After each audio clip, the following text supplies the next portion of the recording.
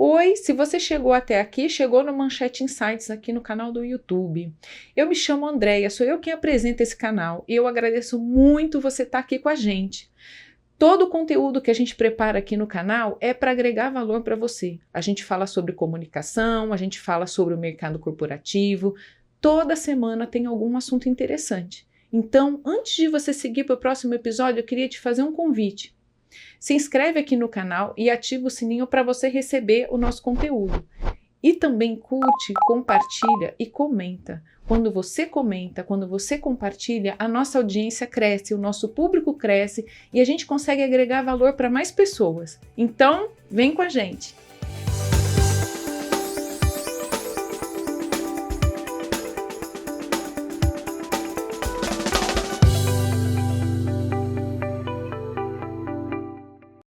Como é enxergar pessoas invisíveis? Já experimentou se fazer essa pergunta? Então, quem olha com emoção, quem é que olha para a emoção das pessoas que fazem parte de uma empresa não apenas para reter talentos, mas provocar maior produtividade e também para entender de gente, humanizar? No episódio de hoje, nós vamos conversar sobre comunicação assertiva e humanização nas empresas. Eu recebo Roberto Palmeira, esse carioca idealizador e diretor de sonhos do Instituto Hope. Ele é membro do grupo de pesquisas em cuidados paliativos da Fiocruz, palestrante e autor do livro Começando pelo Fim. Faltou eu dizer, né, gente? O Roberto é um homem muito especial, não é porque ele é meu amigo, mas ele coleciona histórias muito emocionantes. É um amigo que me faz lembrar de algumas coisas muito importantes, mas tem uma que é muito mais, que sonhar é quase uma obrigação. Roberto, seja bem-vindo. Obrigado. Bom, muito bom estar com vocês. Hoje a gente veio aqui conversar um pouquinho sobre essa experiência que eu coleciono há 7 anos, que eu venho trabalhando inspirado num projeto holandês, e isso me desenvolveu um olhar diferente, um olhar do que realmente é importante para as pessoas, que a gente tenta passar isso para todo mundo. E principalmente é interessante, né, nesse momento que a gente vive, como isso está... Hoje mesmo eu estava falando sobre isso, né? A gente fica olhando para tudo que eu fiz nesses 7 anos, meio que falando sozinho, e as coisas agora estão com foco na humanização, no ESG, nesse olhar para as pessoas, em qualquer ramo de atividade. Você pode falar com advogados, você pode falar com bancários, você pode falar com... Hoje eu estava falando com médicos. Tudo isso volta para olhar para a pessoa. Os cuidados paliativos, hoje que eu trabalho, nada mais é do que você olhar para a pessoa, entender o que ela quer, da forma que ela sente confortável, o que é bom para ela. Então, isso tem a tendência hoje do Brasil e do mundo é a humanização. Tudo que você vê com 5.0, Management 5.0, estrutura 5.0, tudo vem baseado no ser humano, no que é importante para as pessoas. Isso é muito bonito. Eu fico até alegre, fico contente de trabalhar na área de comunicação e perceber essa onda que você tá revelando aqui, né? Que com certeza o mercado já está atento para isso. Mas antes da gente avançar, eu queria que você contasse um pouco de você, Roberto, para as pessoas conhecerem quem é o Roberto Palmeira, por que você foi se meter como empreendedor social na questão dos sonhos. Eu tenho uma palestra que eu dou principalmente para alunos, como dar errado mesmo sendo gente boa. Essa é a história da minha vida. Eu comecei a vida até 15 anos, nada de muito importante. Depois eu fiz medicina, que era o meu grande sonho ser médico, e eu não passei. Quando eu não passei, eu tive uma atitude covarde. Eu olhei para um lado e para o outro e falei, o que é parecido e mais fácil? E aí comecei a trabalhar numa clínica veterinária, entendi que era legal e fiz vestibular para veterinária e passei. E aí eu fui fazer veterinária que não era minha. Então eu fiquei nessa faculdade aí 3 anos e como besteira a gente nunca faz sozinho, você faz em dupla ou trio, eu acabei casando na faculdade, muito jovem, e daí foi uma sucessão de ônibus errado que eu fui pegando e fui parar muito longe da minha história. E aí eu conto essa história, eu dancei balé, dei curso de tiro, fiz escultura, então eu criei uma network muito grande E eu poderia olhar essa história como a história de um cara confuso, derrotado. Eu olho essa história como uma história de conhecer pessoas. Eu me tornei um grande especialista em como não fazer as coisas. Como fazer eu nem sempre sei, mas como dar errado eu sou bom. Então eu entendi esse olhar do contrário, de como não se faz. E a gente, por eliminação, vai pelo caminho que é mais legal para a gente. E nesse caminho eu acabei conhecendo uma reportagem em 2016, no início do ano, na BBC de Londres, que me chamou muita atenção, de um homem que estava ganhando o prêmio de homem mais inspirador do mundo. Era um paramédico holandês. E aí eu fui ler essa reportagem, vi que ele realizava desejos de pessoas em final de vida, achei aquilo fantástico. Aquilo já me inspirou por si só. E quando eu via uma foto dele levando um rapaz com câncer, já carequinha, em estado muito final de vida, para ver a girafa que ele cuidava, ele era tratador do zoológico de Roterdã, a girafa reconheceu, desceu e lambeu o rosto dele. E aí eu entendi que aquilo ali eu tinha que trazer para o meu país. Então, a partir daí, com atitude, eu montei uma apresentação baseada na história dele e mostrei para as pessoas falando, eu vou fazer isso aí. E foi assim. Então, tudo foi atitude. Óbvio que eu comecei do nada, abrindo picada no facão, mas hoje já está um projeto bastante conhecido. No Brasil, a gente expandiu muito. E hoje, da mesma forma que eu fui inspirado, outros 14 países foram, então somos 16 países hoje realizando sonhos pelo mundo e de uma forma muito legal, muito coesa.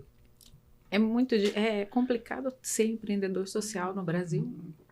Muito, muito. Eu vou confessar para vocês, eu fiquei com muita vergonha em 2019, um pouco antes da pandemia, eu estive em Roterdã e nós fomos fazer uma reunião dos países realizadores de sonhos. E eu cheguei lá, assim, meio tenso, eu fui sozinho, com muita dificuldade, e estavam lá 14 países, né, na época. E aí começa a apresentar a Áustria, tinha 3 ambulâncias, fazia um monte de coisa. Apresenta a Alemanha, tinha 37 ambulâncias, rodava não sei quantos quilômetros. Apresentou a Holanda como nosso anfitrião. Uhum. E quando entra o Brasil, eu falei, gente, eu vim aqui falar uma história para vocês. Eu não tenho ambulância. O nome do projeto no mundo inteiro chama Instituto Ambulância do Desejo, Stichting Ambulance Wings. Só que eu não tenho ambulância. Então, eu não posso chamar esse nome aqui no Brasil, Instituto Ambulância do Desejo, sem ambulância. Eu tenho desejo de ambulância, eu não tenho ambulância do desejo. Entendi. E aí eu me chamei, o nosso nome é Instituto Hope. Se você entrar no site holandês, você vai ver todos com ambulância do desejo, o espanhol, ambulância del desejo, e todos eles com ambulância do japonês, o australiano e tal. E eu, Instituto Hope. E eu me senti muito mal por ser o país com menos recurso, com menos olhar, com menos captação. Isso é cultural do brasileiro, assim como é cultural do holandês a doação.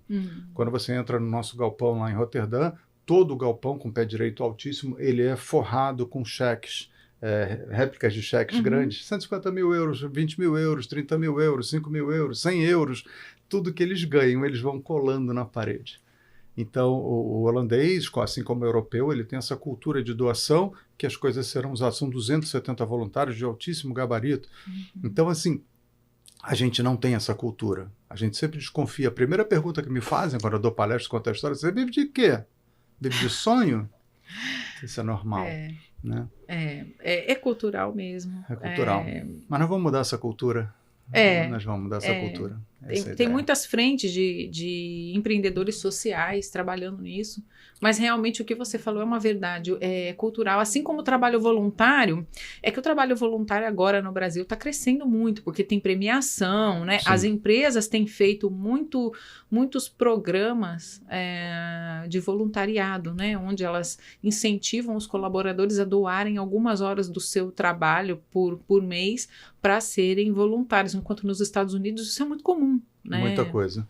Os alunos, inclusive, os pequenos, já desde o segundo grau e tal, eles já são incentivados a isso e ganham bônus por isso. Eu agora estou começando um projeto em colégios, vamos começar com o Colégio São José, onde a gente vai fazer um treinamento dando noções de empreendedorismo para os alunos em segundo grau, no final do segundo grau, vão ser 20 a 30 alunos voluntários, e a prova final deles eu vou dar um desejo para cada grupo de 5 alunos para que eles realizem com as ferramentas de empreendedorismo empreendedorismo que a gente passou. Kanban e tal, coisas que eles não teriam, né? Então isso vai ser muito legal. Esse é um olhar interessante. E o voluntariado também, a gente está buscando voluntários que tenham esse engajamento e que as pessoas tenham um olhar diferente para o seu trabalho. Uma das bases da felicidade, a gente fala sempre em 4 bases, né, em 4 pilares importantes. O primeiro deles é o propósito. Você tem que ter um propósito de vida, acordar com vontade de fazer as coisas. Acordou sem tesão, volta para dormir. A gente tem que ter esse negócio, essa garra. Esse é o primeiro pilar. O segundo pilar é que você tenha um pertencimento.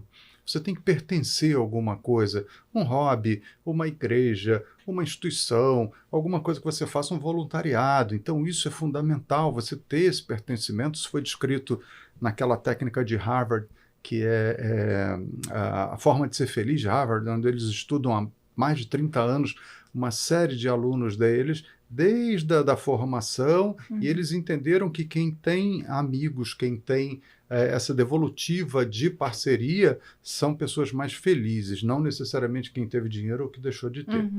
O terceiro seria a transcendência, que esses 2 fatores trazem, aquele arrepio que você fala, pô, agora foi, minha vida encaixou, deu certo. Eu brinco que eu chamo de Vi Jesus, né? Pô, agora veio, né? Inspirou. E o quarto é o que eu utilizo muito e que eu gosto de fazer, é a contação de história. Você aprender a contar a tua história.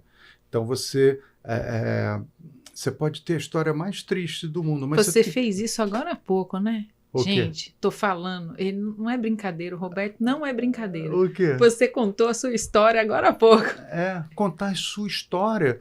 Eu poderia contar a história como a história de um derrotado que não sabia o que fazer.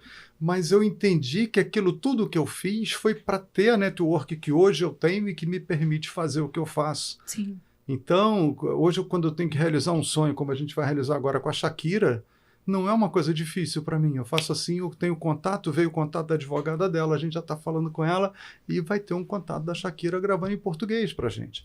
Então, a network hoje, ela multiplica. Hoje eu estou com 270 voluntários no país, realizando sonhos, em Salvador, começando agora, Jundiaí, Governador Valadares, São Paulo, Rio, e agora vai começar Recife e Porto Alegre. Cara, a gente está com 272 pessoas ativando suas networks para conseguir o que a gente precisa para as pessoas em final de vida. Então, isso é fantástico. E contando as suas histórias. E contando as histórias, e a gente vai contando cada vez mais, vai juntando histórias para contar, e essas histórias trazem para a gente o que eu chamo de tatuagens emocionais. São verdades, são toques, são mensagens que entram para a gente e ficam de uma forma única. Essa tatuagem não sai, não tem laser que tire. Você nunca mais esquece cada mensagem dessa que você teve, essa história, essa ideia. Muito bacana, Roberto. Como é ter um olhar humanizado para pessoas sem julgamento. E nesse momento mais difícil da vida. Eu digo isso porque a sua atividade principal é justamente estar criando conexão, né, realizando sonhos de pessoas em fase terminal de vida, né? Ou seja, elas já sabem que elas estão partindo, né? Não necessariamente, eu tenho sempre esse cuidado. Eu dei uma entrevista recente na TV e o cara viu um sonho bonito pra caramba de uma moça saltando de paraquedas e tal, e ele perguntou assim, essa morreu quando? Eu falei, não morreu, nem todos morrem. E aí citei logo depois o caso de um menino que tinha uma má formação arterial no cérebro, é uma doença ameaçadora, uma coisa muito séria. E esse menino teve uma visita do Djavan, foi uma coisa linda. O Djavan entra no hospital, o garoto cantava as músicas dele com traqueostomia. Pô. E aí o Djavan entra, ele olha para o Djavan, ele muito magro, com uma perninha muito fininha, e ele fala assim, eu vou chorar. E o Djavan segura a mão dele e começa a cantar. Eu perguntei, qual é a música que você mais gosta? Fala para ele. Ele falou, aqui todo mundo sabe, é Oceano. E o Djavan começa a cantar Oceano de mão dada com ele.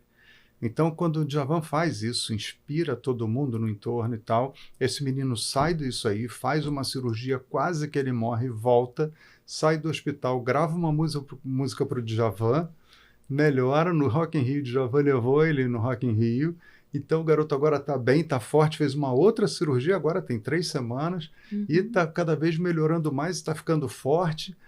nem todo mundo morre. A gente trabalha com pessoas que têm doenças ameaçadoras. Eu tinha muito cuidado de não ser visto com esse estigma. Sim. Até porque quando você fala assim, o cara fala de morte, parece que é só morte. Não, é vida.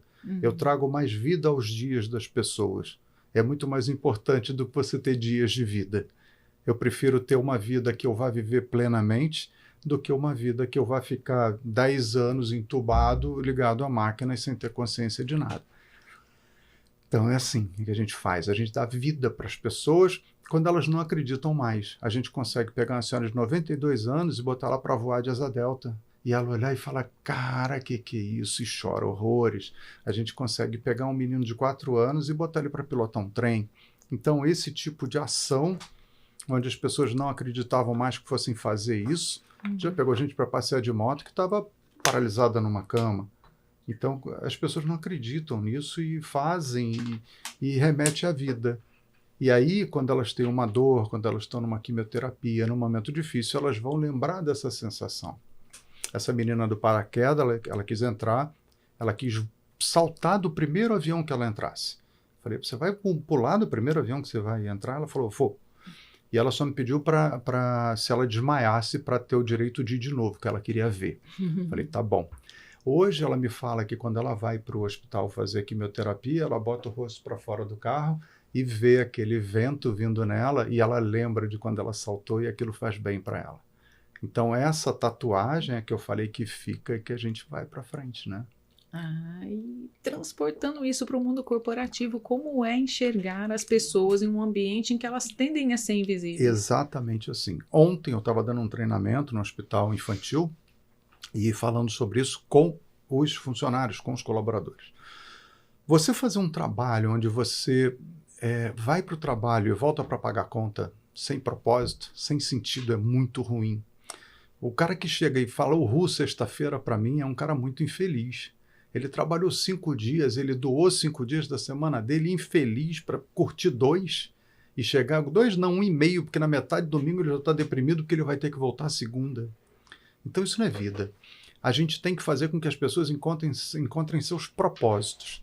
Então o meu treinamento, o meu trabalho todo é fazer com que as pessoas encontrem a coisa boa, por que eu estou ali, o que aquilo me faz bem.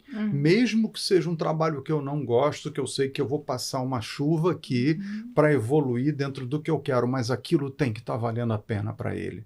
Ele tem que olhar aquilo com um propósito, com uma certeza que aquilo é bom para ele. Se ele não enxergar o que é bom para ele, eu não vou trabalhar para a Andréia, porque a Andréia é bonitinha, eu não vou trabalhar para o João, porque é rico. Não vou, nem eu, nem ninguém. Eu trabalho quando eu entendo que aquilo é bom para mim.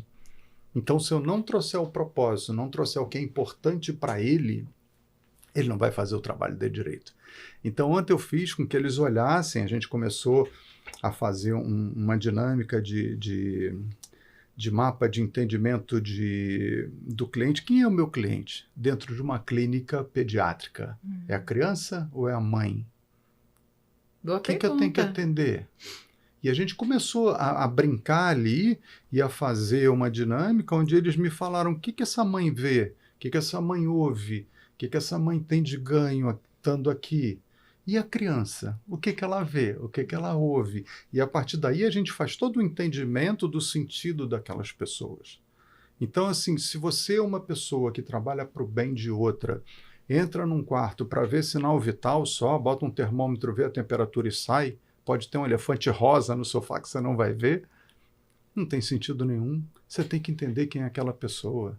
Da mesma maneira, as empresas, quando você entra numa empresa, você não está ali para doar suas horas só para ganhar dinheiro, porque o dinheiro não motiva, né? Nada. Isso eu ouvi sempre onde eu trabalhei, olha, dinheiro não motiva, Não. porque às vezes você ganha um aumento e aí 2, 3 meses depois você está na mesma situação, puxa, eu ganho pouco, não sei o quê, mas é que na verdade você não encontrou seu propósito, você não construiu, você não viu a vantagem, o ganho de você estar ali doando aquilo, você não sabe nem o que você está doando, e você não sabe o impacto que tem esse seu trabalho no cliente ou para a própria empresa, né? Na verdade, o que você está dizendo é que o importante é que para que a pessoa se sinta realizada, ela precisa entender isso, o propósito. Mesmo que não seja só o propósito de vida dela, mas talvez o que você está falando é o propósito dela que case com alguma coisa que ela goste, que ela queira na vida, para que ela também possa colaborar para aquela empresa, é isso? Eu sempre faço um exercício com alunos quando eu dou aula, né? E eu sempre faço uma pergunta de início de ano, que é o seguinte: R$ 10.000 é um valor legal para você viver? É um valor legal mensal para você viver. Tá bom. Se você tivesse a oportunidade de ganhar R$ 10.000 para chegar aqui todo dia nessa sala de aula, sentar nesse banquinho e ficar sozinho aqui de 8 da manhã às 6 da tarde, saindo 2 horas para o almoço, você faria isso? Eu me preocupo muito quem diz que sim. Eu me preocupo muito com esses alunos que falam sim. Tem uns que falam, claro, pô, 10 mil para ficar aqui sentado no banquinho sem fazer nada. Que pena quem pensa assim. São poucos, cada vez menos. Então isso é interessante de você ver. As pessoas de hoje estão muito interessadas em analisar até o empregador. Uhum. Hoje não é o empregado que chega lá e, não, vamos embora, que bom, entrei. Não, a gente está tendo empresas como bancos, por exemplo, que trabalham com metas muito aguerridas, que têm essa dificuldade de contratar gente, que o cara olha e fala assim, não vou vender meu dia assim, não. Eu tenho um conhecido, inclusive, que trabalha num banco e ele diz o seguinte, a coisa que mais me machuca dentro do banco é quando eu tenho que provocar endividamento dos outros. Porque o banco você tem que vender produtos financeiros. É isso. E uma delas é você provoca o endividamento das pessoas. Então, assim, eu bati minha meta. Tudo bem, mas você provocou talvez a tragédia de uma família, aquele endividamento, a pessoa não precisava daquilo, né? Então, mas é isso que você vai buscar. A meta não é a meta do banco, é a meta dele, João, dele, Antônio, dele, José, dela, Maria. Então, assim, qual é a tua meta, cara? E a minha provocação nos meus treinamentos é isso. O que é bom para você? O que você quer para ti? Então você tem que entender como você vai ter... Hoje está muito na moda, vamos chamar assim, a gente vive muito de modinha, né? A coisa do bem-estar. O bem-estar não é modinha, pô. O bem-estar é essencial. E o ser humano está percebendo isso. A pandemia serviu muito para isso, para a gente olhar o que é importante para a gente. Qualidade de vida entrou muito no jogo quando a gente começou a entender que eu não preciso mais de 2 horas para ir para o trabalho e voltar. Isso. Eu posso trabalhar de casa. Então, assim... E que você teve que aprender a se comunicar melhor com a sua liderança, com seus pares, porque senão a sua vida dentro de casa virava um inferno, porque ela virou seu ambiente de trabalho também. Então, assim, eu acho que esse olhar das empresas hoje tem que ser um olhar muito sério para as pessoas de como eu posso impactar esse cara. Eu vou trazer dinheiro para ele, sim. Ele vai trazer dinheiro para mim, sim. Mas, além do dinheiro, o que a gente pode trazer um para o outro? O que a gente pode trazer para uma sociedade como todo? Aí entra o ESG, que está vendo com força nesse olhar. Eu não preciso impactar, eu não preciso... Hoje, o grande objetivo da empresa não é mais o lucro só, puro e simples. Você tem que entender o que você impacta uma sociedade, como você replica isso. Então, esse é o olhar que a gente tem que ter. Não é assim, eu ser o mais bonito, o mais forte. Já foi, já passou. Agora eu tenho que ser a pessoa que mais impacta uma sociedade, o que dá mais prazer às pessoas, o que dá mais ganho, mais felicidade para um grupo, para um povo. Então, esse é o olhar das pessoas. É o que você impacta positivamente aquela sociedade, né? Seja qual for o tamanho daquela sociedade que você está inserido. Não é isso aí. E principalmente as pessoas. A gente tem que fazer... Todo o meu trabalho se baseia, se pauta na pessoa ser mais feliz. Não importa quanto tempo de vida ela tem. E aí vem o grande barato, né? Eu estudo muito isso. Quanto tempo a pessoa vai ter? Tem 2 meses de vida, tem 1 mês. Eu não sei quanto eu tenho, cara. A gente vive num mundo hoje onde você tem que trabalhar com a impermanência o tempo todo. Ninguém sabe. Às vezes você vê uma pessoa muito doente na família e morre o cônjuge que não estava tão doente assim. Você falou, mas era outra que estava doente. Isso acontece. Eu tive um sonho, vou contar isso que foi muito legal. Uma menina de 35 anos que ela tinha fazer um transplante de coração e rim ao mesmo tempo. Um transplante delicado, difícil e tal. E ela queria muito, ela era muito fã de Marília Mendonça. Também com 35 anos, bem sucedida, rica e tal. A gente fez esse trabalho, que foi em 2019, se não me engano. A gente 20. A gente fez esse trabalho, a gente conseguiu uma mensagem de Marília Mendonça para ela. Marília Mendonça gravou, minha linda, muito simpática e tal. Isso vai dar tudo certo, fique tranquila e tal, não sei o quê. 105 dias depois, essa menina que fazia tranças, conseguiu o coração, conseguiu o rim, fez o transplante duplo, saiu, está fazendo suas tranças e Marília Mendonça está morta. Rica, saudável, artista, fazendo sucesso. A gente não tem essa garantia. A gente tem que viver todo dia como se fosse o último, tem que viver todo dia fazendo o melhor. Então, esse é o grande barato, essa é a grande mensagem que a gente passa para as pessoas, que eu vejo isso acontecer sempre, de pessoas que têm uma noção que a sua vida será menor. Impermanência. Você falou muito bem falado. Agora, o que é uma empresa? Você tem um trabalho extenso com empresas, com hospitais também, mas eu queria focar um pouco mais aqui no nosso universo corporativo. Você tem algum exemplo de empresa que você olha, que você inspira, mesmo que não seja no Brasil, que você diga, olha, essa empresa aqui, ela tem um olhar humanizado, ela tem um olhar humanizado. Você tem alguma que você considere um exemplo? Tenho aqui no Brasil e também no exterior, que ela cresceu bastante, a Knowledge 21, a K21. Tem um olhar para a equipe que poucas eu vi nesse sentido.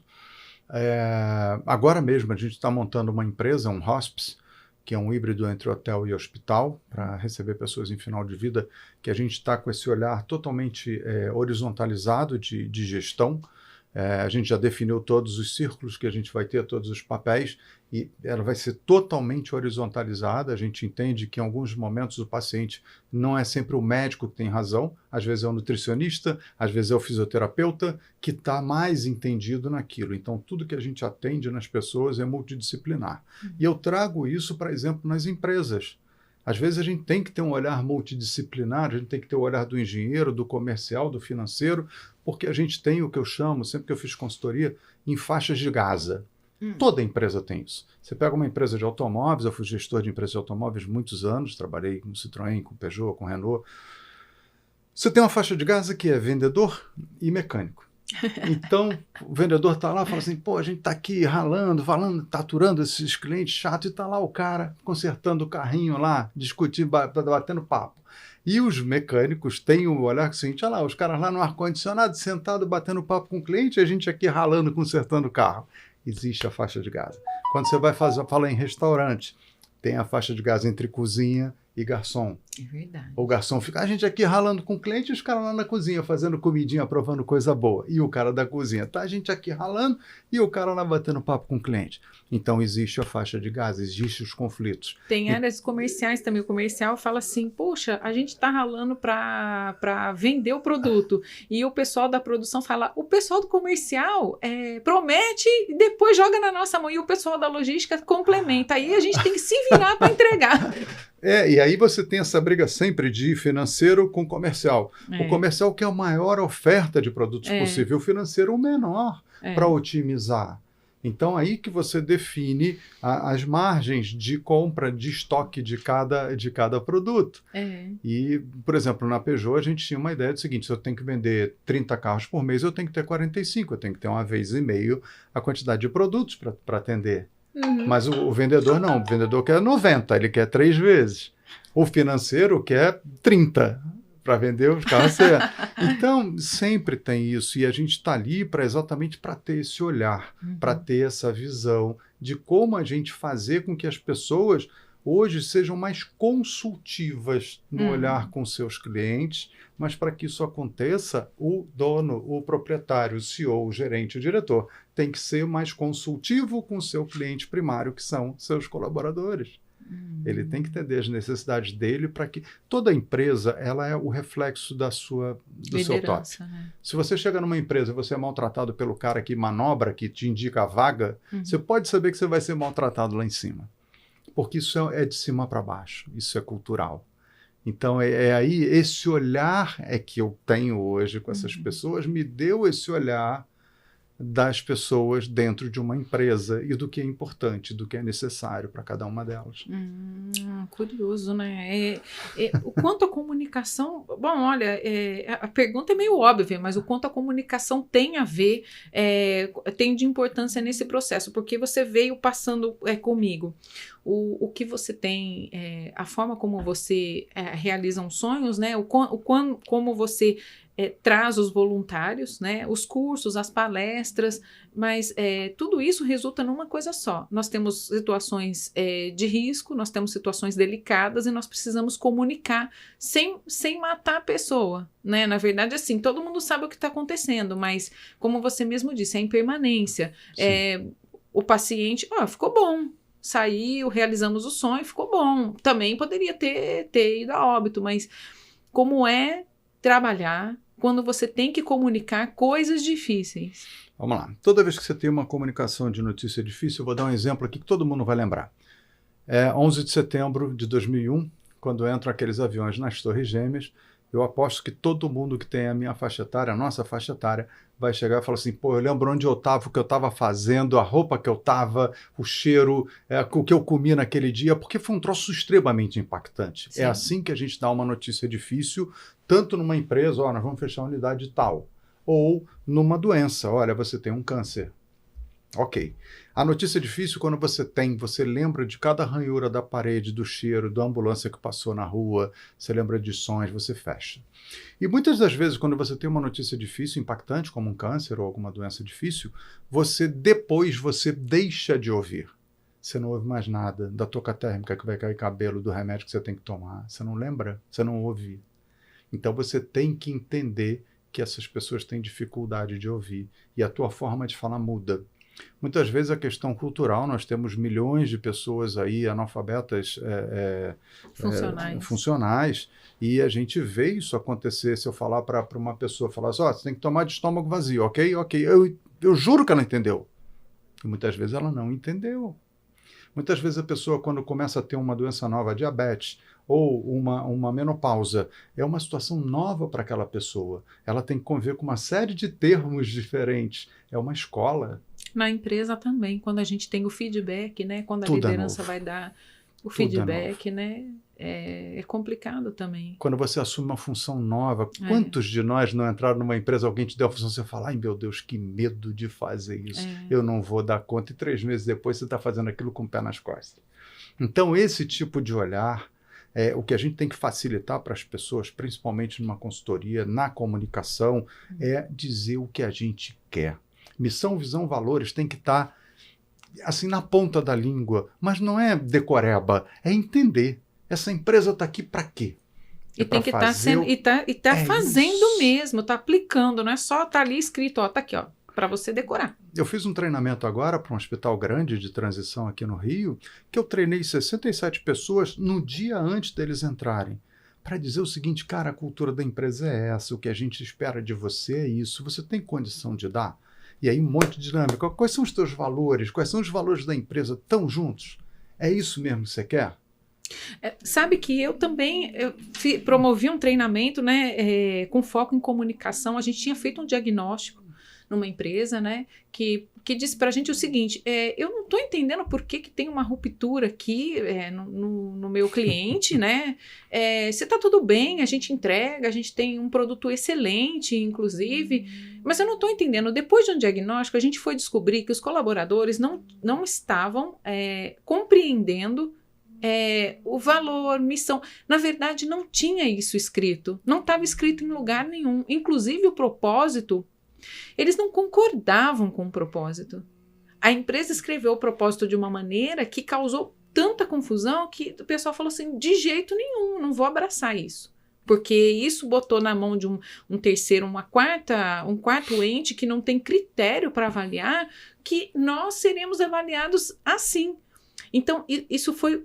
A gente teve que voltar com a liderança, reescrever, vamos passar de novo, o que é que faz mesmo a empresa, quais são os valores, o que é importante, reescrever o propósito e a partir dali criar um treinamento e uma campanha de comunicação consolidando tudo aquilo, mostrando os ganhos, mostrando o match que dava com os valores dos colaboradores. Também tivemos que fazer uma sessão onde a gente levantava, né, os valores dos colaboradores para casar com o da empresa, para mostrar que tinha fit, porque até então a gente provocou um levante. Com o diagnóstico ficou mais evidente o levante. E quando a gente percebeu, dando o diagnóstico do que acontecia, Ficou pior. Em vez de melhorar, piorou. Então aí o diagnóstico causou a crise porque mostrou onde estava o problema e foi aí que a gente conseguiu atuar. Mas sem dúvida alguma que você está falando de propósito, valores, missão, se não tiver na ponta, se não tiver em aplicação principalmente, que nesse caso não estava, eles nem sabiam o que era, eles não tinham acordado para isso, sem sombra de dúvida você cria uma crise. Eu gosto muito de um exercício que a gente faz o seguinte: entendeu? Entendi. Então conta para mim. Isso, boa. Isso é muito bacana. Dona Maria, eu falo o seguinte: a senhora vai tomar uma medicação tal, ok? Conta para mim o que eu falei, o que você vai fazer em casa, como é que você vai contar para o seu marido.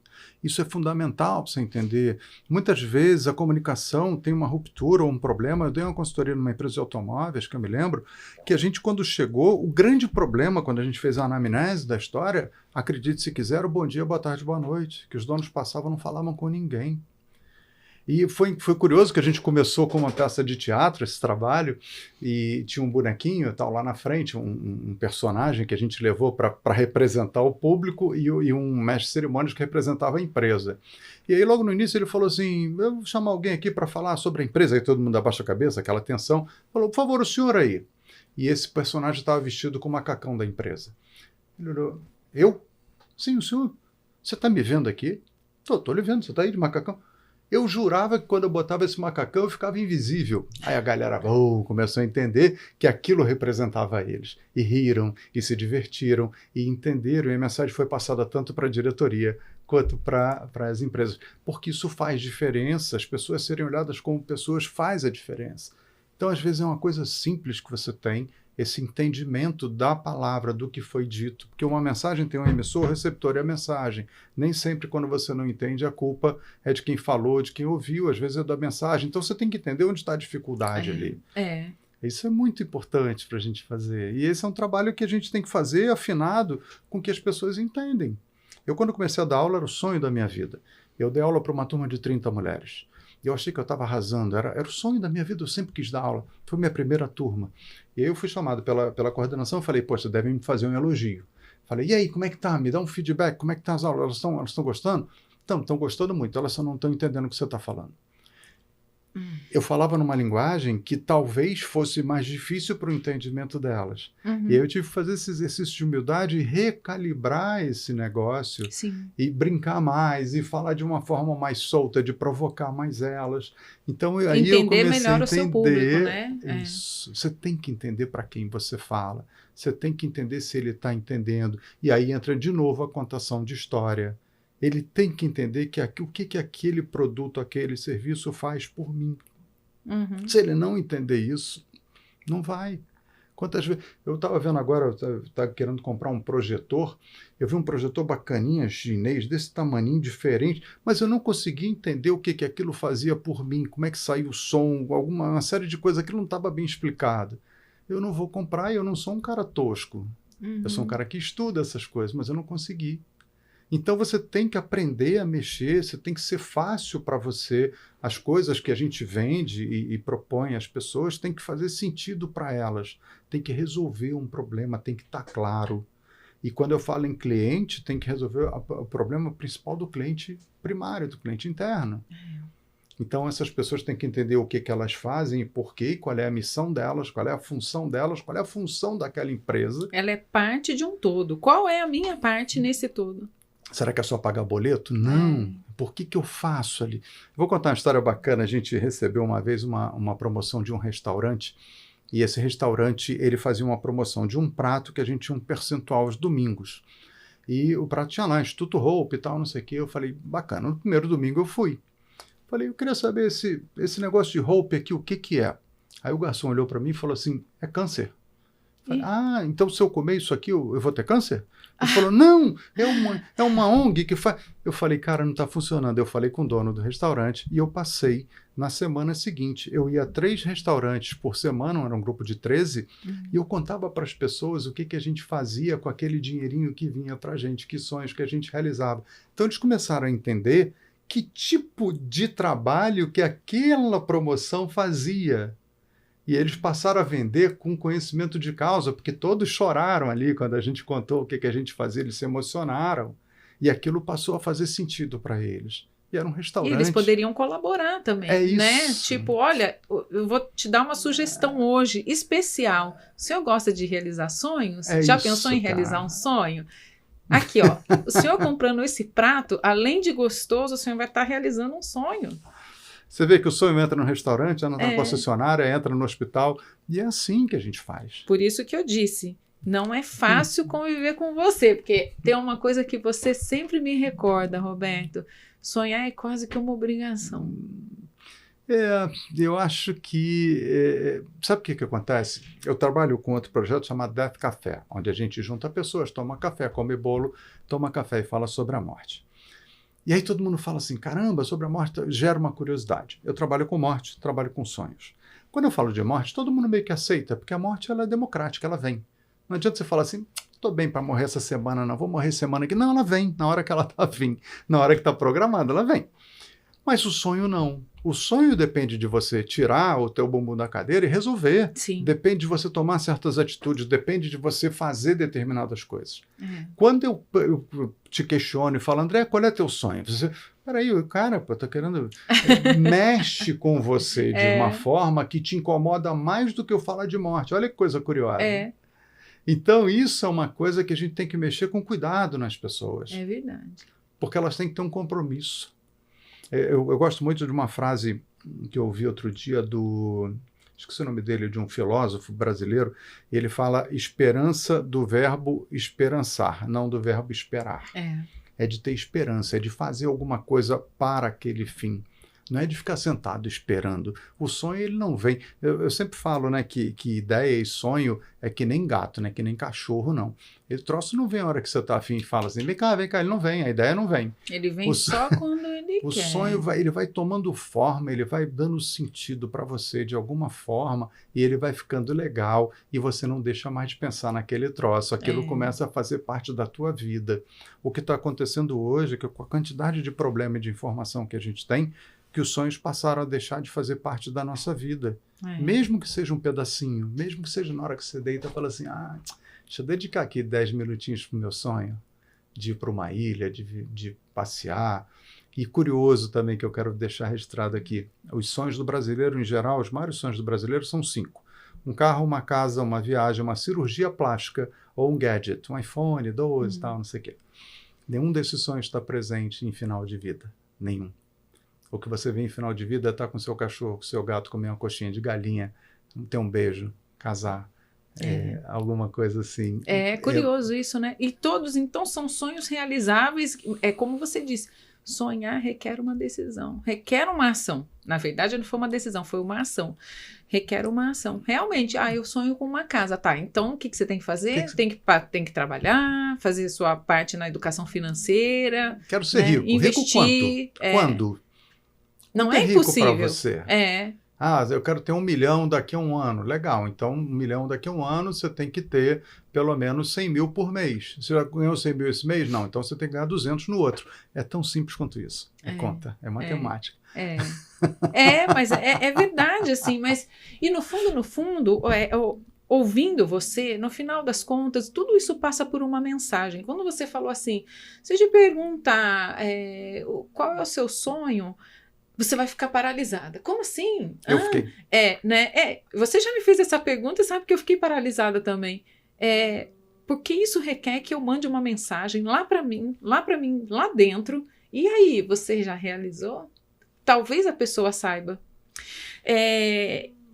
Comunicação não é uma coisa tão óbvia. As mensagens não são tão óbvias. Não. Você dizer para um paciente que ele está, olha, você tem câncer, não sei o que, eu acho que é a parte mais prática do negócio.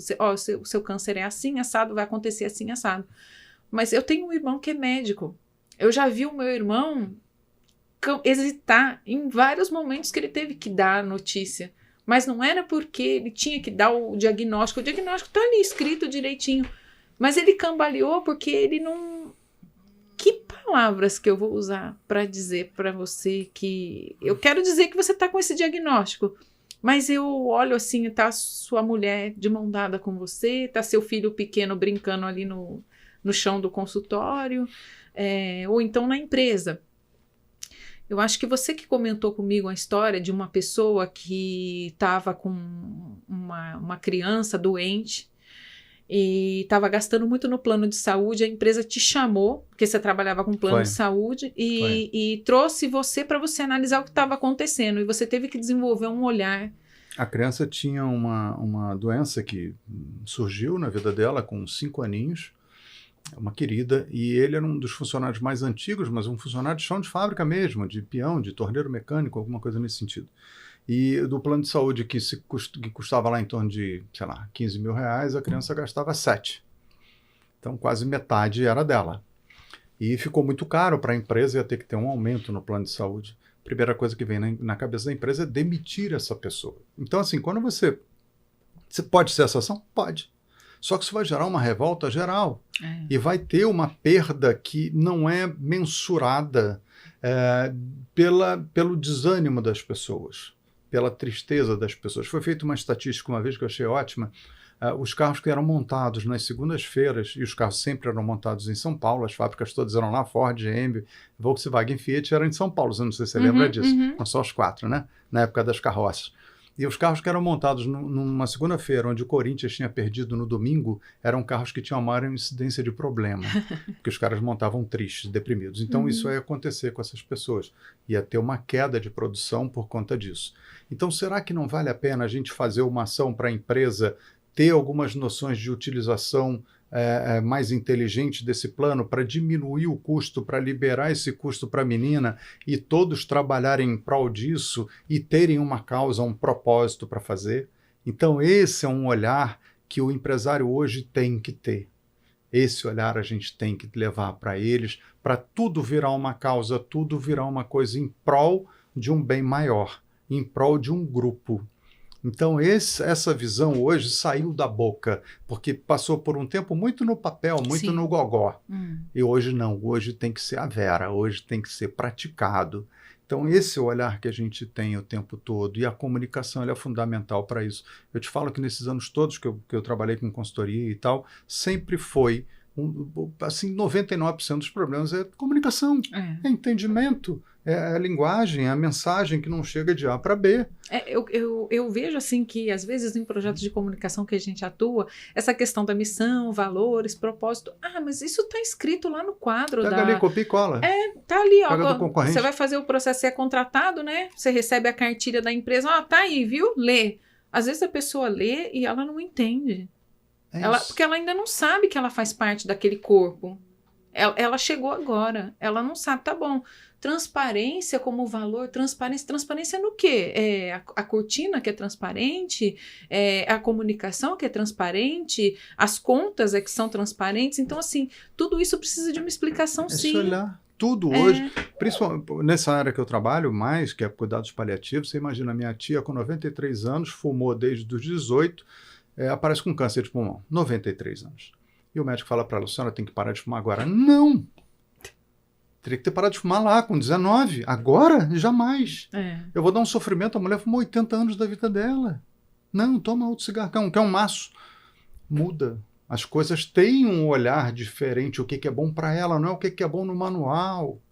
Para qualquer um é bom parar de fumar. Para minha tia, não. Ia dar um estresse nela. Aconteceu um caso na Austrália tão bacana, em Queensland. Vinha uma ambulância, foi resgatar um paciente que estava muito no final de vida, e o cara no meio do caminho ele falou, para, não quero morrer no hospital. Me leva para a praia que eu quero ver o mar antes de morrer. Levaram ele para a praia, ele ficou olhando o mar na maca e morreu. Isso virou notícia lá. E notícia boa. Porque, cara, olha que olhar desse motorista de ambulância, desse médico, todo mundo. Era o último desejo desse cara, ver o mar. Não, vai correr para o hospital para levar ele para quê? A dona Joaninha tem 105 anos, vamos fazer uma diálise dela? Não vamos espetá-la de novo, não vamos passá-la por um sofrimento. E isso tudo você traz para a empresa. No ambiente corporativo, se o colaborador não entende o que é a ação dele, o que o conhecimento dele vai trazer de impacto para a sociedade, vai ajudar na dor do consumidor, ou a colaborar com... Ou não concorda, o que é pior. Exato, também tem isso. Se ele não tem um propósito, se ele não sabe para onde ele vai, ou se ele não concorda para onde ele está indo, né, que a empresa está indo, que aquele corpo empresarial está indo, não vai adiantar. Não, a comunicação vai ser importante? Vai, mas se você não faz isso de uma forma fluida, ele não vai conseguir compreender por que ele está ali, o que ele resolve. E diga-se de passagem, quando o colaborador compreende tudo isso faz parte da vida dele, impacta a família dele, impacta a atuação dele no lazer dele, impacta na forma como ele enxerga o futuro dele, porque ele faz planos. Se ele pensa, não, essa empresa aqui, olha, ela aceita suborno, ou seja, ela não é transparente, ela não tem balancetes transparentes. Então, eu não posso planejar a compra de uma casa, eu não posso planejar uma faculdade para um filho meu, porque isso aqui pode ruir a qualquer momento. Eu estou colaborando para roubar alguma coisa da sociedade aqui dentro. Então, evidentemente que o colaborador não vai ter esse senso de pertencimento, vai afetar a felicidade dele, então, já que você fala de felicidade, e vai afetar a atuação dele na empresa. Sim. Uma das coisas que eu mais faço é mensurar e desenhar, entender quais são os valores de cada um dos funcionários. E entender se eles estão alinhados com os valores da empresa. Então, se o meu valor for justiça ou saúde, meu valor é saúde, é a coisa que eu mais valorizo na minha vida. Eu não posso trabalhar numa empresa de tabaco. Não posso. Se o meu valor for justiça e ética, óbvio, com raríssimas exceções, eu não posso ser assessor de um político. Porque ali não vai ter esse momento. Então isso não vai cruzar com o meu valor, ou com o valor de cada um. Então eu tenho que entender os valores dessas pessoas, é quase como um disque. Eu vou entender ali para ver se ele está adequado àquele negócio ou não. E a comunicação assertiva passa por aí. Você faz essa avaliação e a forma como você transmite essas mensagens, para que a pessoa fale, mas eu não fui escolhida? Não, você não foi escolhida. Olha só como é que é aqui a incoerência. De você, saúde é um valor importante para você, você está numa empresa de tabaco, não dá, não bate.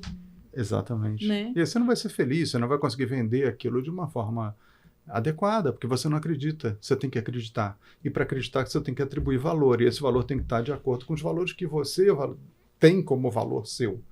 Quantos casamentos hoje acabam por causa de valores diferentes? Não tem certo, não tem errado. Ele valoriza as condições A, B e C, ela D e F. E aí? Não dá certo. São olhares diferentes, são valores diferentes. Isso está muito forte, né? A gente evoluiu num ponto que as coisas estão bem fortes e estão bem transparentes. Eu acho que as empresas, de uma certa maneira, aprenderam a comunicar, a deixar bem claro os seus propósitos, seus valores, a sua missão, e como elas impactam a sociedade.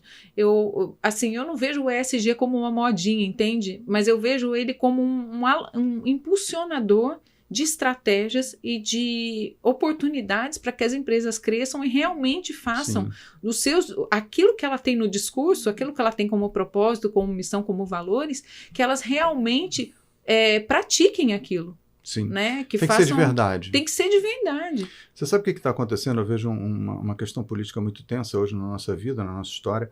As pessoas estão meio cansadas do que não é verdade. Eu tive uma felicidade, uma época da minha vida, em fazer um curso de palhaçaria com um grande mestre chamado Márcio Libar, e ele me falou muito dessa história, e desde então eu fico muito intolerante à falta de verdade. As coisas têm que ser de verdade. Quando você faz uma promoção, como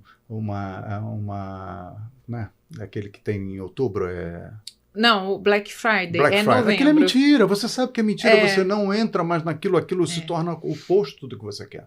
Você tem que ter verdade nas coisas. É verdade. Hoje, muitas dessas datas que você empurra não são de verdade. Muitas dessas promoções não são de verdade. Tem gente que a gente nem se presenteia mais. Produtos não são de verdade. Então, você tem que ter verdade no sentimento das coisas. As empresas têm que passar a sua missão, a sua visão, o seu histórico, a sua vontade com verdade, com propósito para cada um dos seus clientes. E aí, muito sob medida, entra muita consultoria. Isso. Eu não vou mais vender um carro porque eu tenho uma meta a cumprir. Eu vou vender aquele carro porque ele é interessante e importante para aquele determinado cliente. Se não for para aquele, vai ser para um outro. E eu vou ser honesto com aquele. Cara, isso não é para você. Eu estou entendendo que isso, esse carro tem isso. Você acha que é importante para ti. Você me falou do teu irmão, como é que você comunica uma coisa para um cliente, né, para um paciente? A primeira pergunta que você faz é, você quer saber? Não, prefiro voltar amanhã com meu filho. Não quero saber. Eu não sei se ele quer saber. Eu não sei se eu tenho que comunicar. Então, a primeira pessoa que dá o tom da nossa fala é quem está lá, é o nosso cliente. Quem vai receber. É isso. Se você não aprender a ouvir, se você não aprender a olhar, por isso que eu dou curso de olhatória. Eu tenho um workshop de olhatória. Olhatória. Olhatória de olho, viu, gente? É olhatória, não é oratória. Não. É olhatória. O cara tem que aprender a olhar. Senão não adianta. Você sabe que eu tenho uma particularidade, né? Eu, às vezes, não quero saber das coisas. Eu acho que, eu não sei se eu tô me enganando, se eu tô te enganando, mas às vezes eu prefiro não saber. Não me conta agora. Não conta agora, não. Deixa eu me acalmar, É isso. Porque eu acho que eu já recebi aqui o negócio, deixa eu... É estranho isso. Não é teu, é o teu tempo. É. Hoje o tempo mais importante é o do teu cliente. É ele que vai dar o tom. É ele que vai dizer o que ele precisa. E se você souber olhar, se você souber ouvir, você vai propiciar a ele uma consultoria do que ele realmente precisa e vai dar de verdade o que ele precisa e da forma que ele precisa e o que o teu produto vai fazer por ele.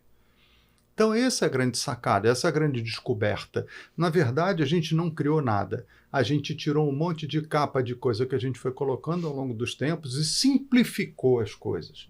Quando eu falo em cuidados paliativos, o que é? É uma simplicidade. O Brasil hoje é o 79º país em qualidade de morte no mundo. A gente, de 81 países. A gente só está à frente de Paraguai e Líbano.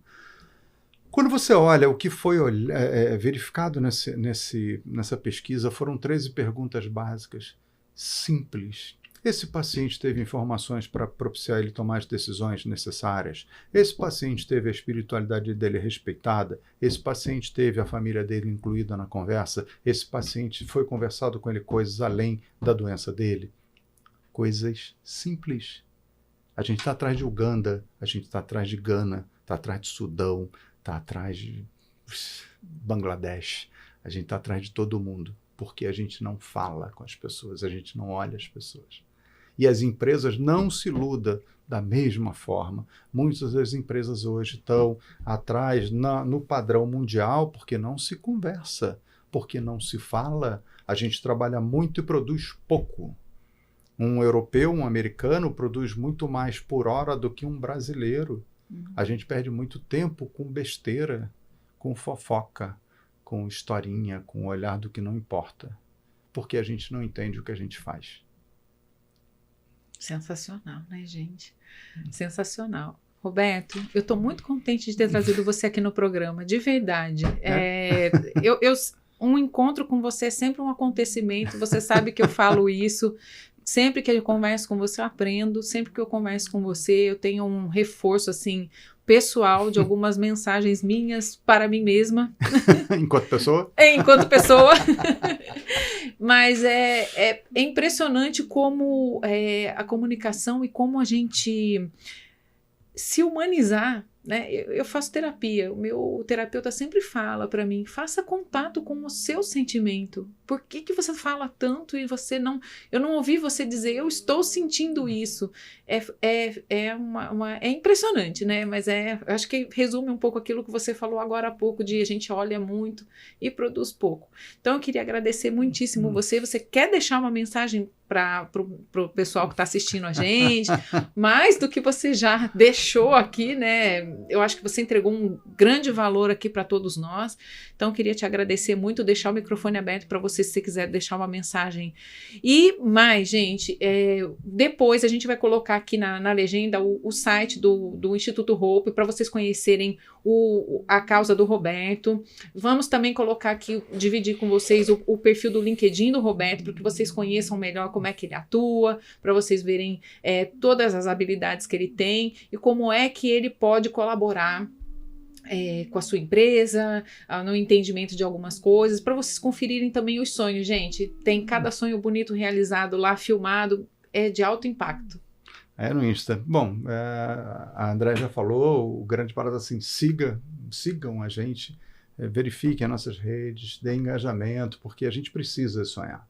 Eu entendi esse ano, eu confesso que eu entrei meio preocupado com tudo, a gente está vindo de um momento muito tenso, mas eu entendi que se não for sonho, a gente não sai disso. Se a gente não focar no que realmente importa para a gente, nos nossos sonhos, a gente não vai à frente. Então, essa é a grande mensagem que eu queria deixar. Vamos sonhar e vamos apoiar quem sonha, né? Podia estar roubando, podia estar matando, estou aqui humildemente realizando o sonho. Gente, muito obrigada. Até o próximo episódio.